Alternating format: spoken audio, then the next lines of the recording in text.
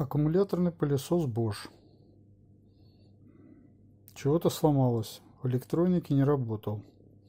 Вот, собственно, сама электроника. Какой-то транзистор, кнопочки, плата.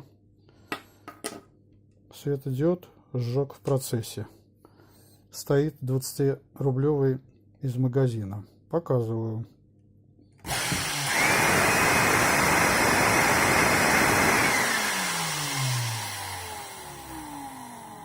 Все работает без этой платы.